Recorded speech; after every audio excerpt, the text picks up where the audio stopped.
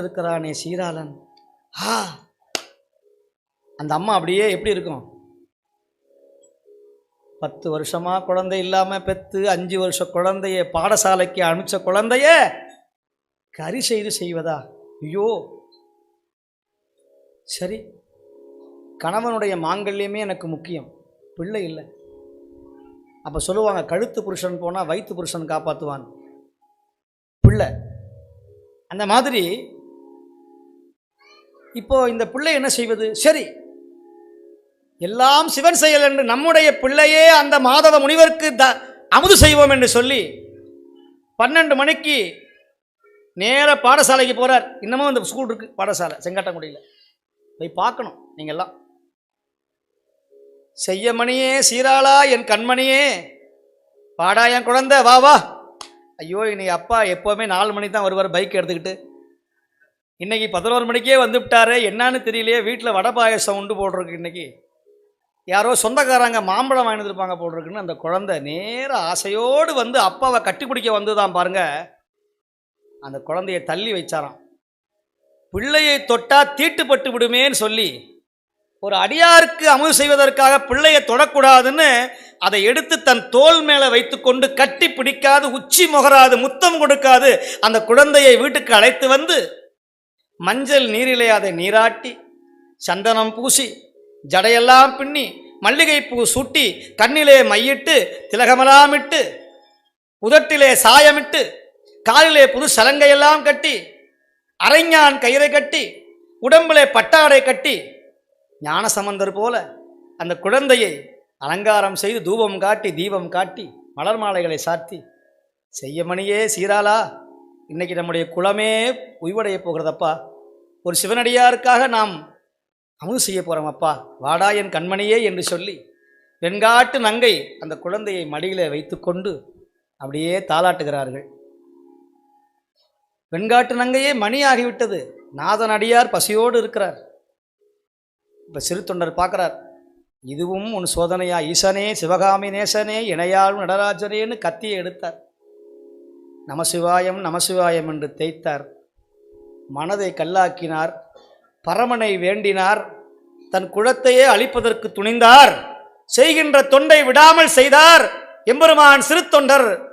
அந்த குழந்தை பார்த்தது, ஏதோ என் அம்மா அப்பா 2 பேரும் சேர்ந்து விளையாட்டு காட்டுகிறார்கள் என்று அழகான சிரிச்சது. சிரிக்கும் பொழுது ஓம் நம சிவாய என்று கத்தியை எடுத்தார். குழந்தையினுடைய தலையை அறுத்தார் சிறு தொண்டர். ரத்தம் பீரிட்டது.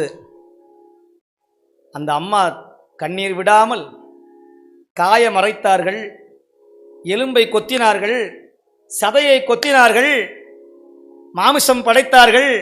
எல்லாம் வந்தது. இப்போ சமையெல்லாம் ரெடி. நேராக போகிறார். யார்? ஆத்தி மரத்துக்கு. சுவாமி, நீங்கள் சொன்னதெல்லாம் தயார் செய்துட்டியா? சுவாமிக்கே பதஷ்டம் வந்துருச்சான், சிவபெருமானுக்கு. இப்படி யார் தொண்டு செய்வா? ஐயோ சிறு தொண்டா. அம்மா கோவமா, அம்பாள் வரவே இல்லை. அம்பாள் சரியான, அந்த ஊரில் இருக்கிற அம்பாள் கோவத்தோடு இருப்பாங்களாம். ஏன்னா இப்படி யாராவது சோதிப்பாங்களா அப்படின்னு அம்மாவுக்கே பொறுக்கலையாம். ஆனால் சுவாமி ரொம்ப கடுமையானவன், எளிமையானவன். யார்கிட்ட சோதிச்சா என்ன கிடைக்கும்னு தெரியும் இல்லையா? இப்போ நேராக பார்த்தார். ஏய் சிறுத்தொண்டா, எல்லாம் சரியா இருக்கா? புறப்புறம் வா. இன்னமும் ராத்திரி 2 மணிக்கு ஜலங்கையை போட்டுக்கொண்டு அந்த மிருதங்கத்தில் வச்சு வருவாங்க. தம் சக் தம் து தத் தும் ஜத் தும் தம் தத் தும் ஜக் தும் தம் தும் ஜக் ஜுன் தம் அப்படின்னு வருவார். அப்படியே நிசப்தமாக வருவார். அங்கிருந்து அப்படியே நடந்து வந்தாரா. பாத பூஜை செய்தார்கள். இன்னமும் அந்த இடம் இருக்குது, மடம் இருக்குது. இப்போ அங்கே தான் அமுதுபடையில் நடக்கும். ராத்திரி 2 மணிக்கு அந்த சாணம் போட்டு மெழுகி மலர் மாலைகளை எல்லாம் போட்டு குத்து விளக்கை ஏற்றி நல்ல கமண்டலத்தை தண்ணீரை வச்சு எண்ணாரி வெட்டி வேறு மாலையெல்லாம் போட்டு மலர் மாலை சாத்தி உட்காந்து கபாலி உட்காந்துட்டார். பெரிய இலை, லாலாப்பேட்டை இலை போட்டு ஒவ்வொன்றா வச்சாங்களாம். இது என்ன? அது சுவாமி, அது கை. இது என்ன? அது நெஞ்சு. இது தொடை. இது பாதம். எல்லாம் இருக்கா? சரி, சாதத்தை போடும். சாப்பிடலாமா? பரிசேஷன் ஆகுது. ஆமாம், எல்லாம் இருக்கே, தலை எங்கடா? எங்க தலை எங்க? சுவாமி, நீங்கள் அதை சாப்பிட மாட்டீங்கன்னு சொல்லி ஓரமாக வைத்து விட்டேன்.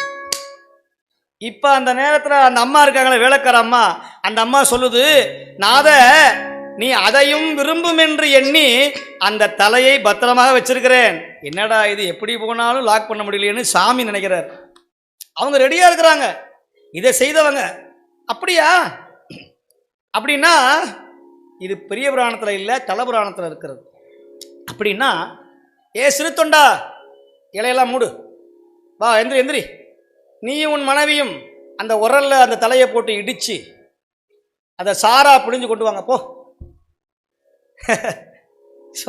சுவாமி, அதுவும் செய்கிறேன் என்று செய்து உலக்கினாலே தலையை இடித்தார்கள், சாராக பிழிந்தார்கள், ரசமாக வைத்து. ஆஹா பேஷ், ஆஹா இன்னைக்கு அருமையான போஜனம். 6 மாதத்துக்கு ஒரு தடவை செங்காட்டங்குடிக்கு வந்துடணும்னு நினச்சார். சரி சாப்பிடலாமா? மணியாச்சு, உன்னால பெரிய தொல்லை. சச்சா, இந்த ஊருக்கு வந்த பாரு. போ. யார்? சாமி இவ்வளோ பண்ணவரை சொல்கிறார். சுவாமி அமுது செய்தரலும், அமுது செய்தரலும். இப்படி சாப்பிட்டா போதும் சிறு தொண்டருக்கு. நான் தனியாக சாப்பிட்டு பழக்கம் இல்லடா. ஏய் உட்கார், பக்கத்தில் உட்கார். எம்மா ஒரு இலை ஒன்று போடு. சுவாமி நானா? ஆமாம் உட்கார். போட்டாச்சு, இலை போட்டாச்சு. அதெல்லாம் வை, இங்கே இருக்க என்ன இருக்கோ அதெல்லாம் வை. தன் பெற்ற மகனுடைய மாமிசமே வைக்கப்பட்டது. சாதம் போட்டாச்சா? சரி. சிறு தொண்டர் என்ன பண்ணாரு, தான் முதல்ல சாப்பிட்டாதான் இவர் சாப்பிடுவாரோன்னு கையை வைக்க போனாரு பாருங்க. கை பிடிச்சார். டாய் மாயக்காரனே, நீ தினந்தோறும் 3 வேளையும் சாப்பிட்றவன், நான் 6 மாதம் ஒரு தடவை சாப்பிட்றவன், நானே சாப்பிடல, உனக்கு என்ன அவசரம்? கொஞ்சம் பொறுமையாரு. ஆமாம், வீட்டில் நீங்கள் 3 பேர் தான் இருக்கிறீங்க, உங்கள் குழந்தை எங்க? சுவாமி இப்போது அவன் இங்கு உதவான். சச்சா, புத்திரர் இல்லாத வீட்டில் நான் சாப்பிட்றதா? குழந்தை இல்லாத வீட்டில் நான் கை நினைக்க மாட்டேன், சாப்பிட மாட்டேன், நான் சாப்பிட மாட்டேன். சுவாமி அந்த குழந்தைன்னு சொல்ல முடியல.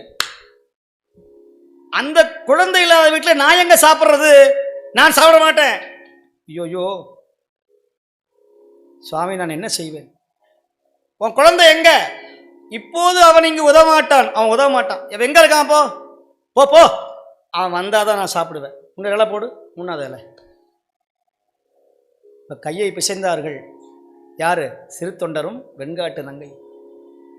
சரி, இனி ஈசன் செயல், இனி எது நடந்தாலும் நம்முடைய உயிரை விடுவதை தவிர வேறு வழி கிடையாது. அவர் கூப்பிடுன்னு சொல்கிறார், கூப்பிடல என்ன சாப்பிட மாட்டார்.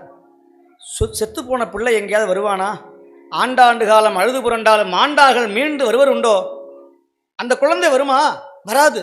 இருந்தாலும் ஒரு கண் துடைப்புக்காக வாசல் நின்று நீ நானும் சென்று சேர்ந்து நம்முடைய பிள்ளையை அழைக்கலாம். வா வெண்காட்டு நங்கையே வா என்று சொல்ல, சிறு தொண்டர் தேவ நாயனாரும் அன்னை வெண்காட்டு நங்கையும் சென்று வாசலிலே நின்று, செய்ய மணியே சீராளா, செய்ய மணியே சீராளா, சீராளா, சீராளா, செய்ய மணியே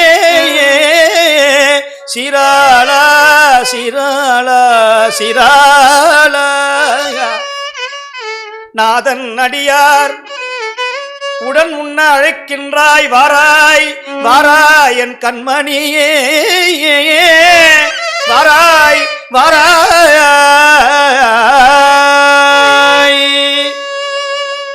இலையிலே போட்டிருந்த மாமிசம் மறைந்தது, களங்கள் மறைந்தது, அடுப்பில் இருக்கிற எல்லா மாமிசமும் மறைந்தது. சந்தனத்தாதியார் பார்த்து மயங்கினார்கள். என்ன நடக்குதுன்னு தெரியலையே என்று சொல்ல சொல்ல இங்கு ஒவ்வொரு உறுப்புகளாக மறைய மறைய பாடசாலையில் இருந்து வருவது போல குழந்தை ஓடி வந்தது. சிறு தொண்ட நாயனார் மீண்டும் உயிர் பெற்று வந்தார். ஆகா, வந்தது அற்புதமோ அதிசயமோ யானறியேன். ஆனால் என் அடியான் உணவு அருந்த வேண்டும் என்பதற்காக வந்த குழந்தையை அழைத்து கொண்டு உள்ளே வந்தார். வந்த பொழுது கலன்களை காணும், இலையை காணும், வந்த காபாலியையும் காணவில்லை. அதறினார், பதறினார், கதறினார்.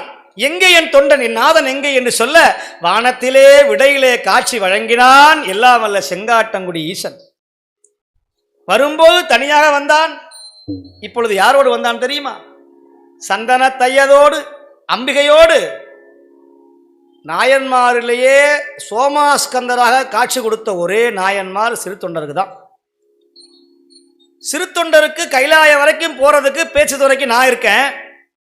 வெண்காட்டு நங்கைக்கு பேச்சு துணைக்கு அன்னை இருக்கிறாள். சீராளனுக்கு குழந்தை வேணுமேனு முருகனையும் கூட்டு வந்தாராம் கூட. சந்தன தையலோடும் சரவண பெருமாளோடு விடையிலே வந்து காட்சி வழங்கினானா, சிறு தொண்டரே உம்மை போல யார் நீரிட்டார், உண்மை போல யார் தொண்டு செய்வார், என் அன்பிற்கு இனியவனே வா என் பக்கம், வா என் பக்கம் என்று சொல்லி அந்த சிறு தொண்டரை பக்கத்திலே அணைத்து மார்போடு அணைத்து கொண்டானாம் எல்லாம் வல்ல கைலை நாதன் செங்காட்டங்குடி ஈசன் கணபதீச்சரத்து பெருமான். அந்த வெண்காட்டு நங்கையை அன்னை கட்டிக்கொள்ள முருகப்பெருமான் சீராளரை அழைத்து கொள்ள 3 பேரையும் அப்படியே கைலாயத்திற்கு அழைத்து கொண்டு சென்றானாம். 1500 ஆண்டுக்கு முன்னால இதே தமிழ்நாட்டில் திருச்செங்காட்டங்குடி என்கிற அந்த புண்ணிய இடத்துல இந்த அற்புதமான வரலாறு நடந்தது. இதை சைவ அடியார்கள் என்னைக்குமே மறந்துவிடக் கூடாது. இந்த புராணத்தை கேட்டவர்கள், இந்த புராணத்தை கண்டு நெஞ்சு உருக்க மகிழ்ந்தவர்கள் வீட்டில் உங்கள் பிள்ளைக்கு எந்த விதமான கண்டமும் வராது, தோஷம் வராது, வியாதி வராது, குழந்தை இல்லாமல் குழந்தை கிடைக்கும், வீட்டில் எந்த விதமான இறப்பும் வராது, அபசகனம் வராது, அகால மரணம் வராது. அப்பேற்பட்ட ஒரு புண்ணிய புராணம் இந்த புராணம். நீங்கள் செங்காட்டங்குடிக்கு போக முடியாதவங்களுக்காக இந்த புராணத்தை சொல்கிறேன். நேற்றும் சொன்னேன், இன்றும் சொல்லுகிறேன். அதனால் இந்த புராணம் ரொம்ப கடினமான புராணம். நாயன்மார்கள் புராணத்திலேயே ரொம்ப கடினமானது இந்த புராணம்.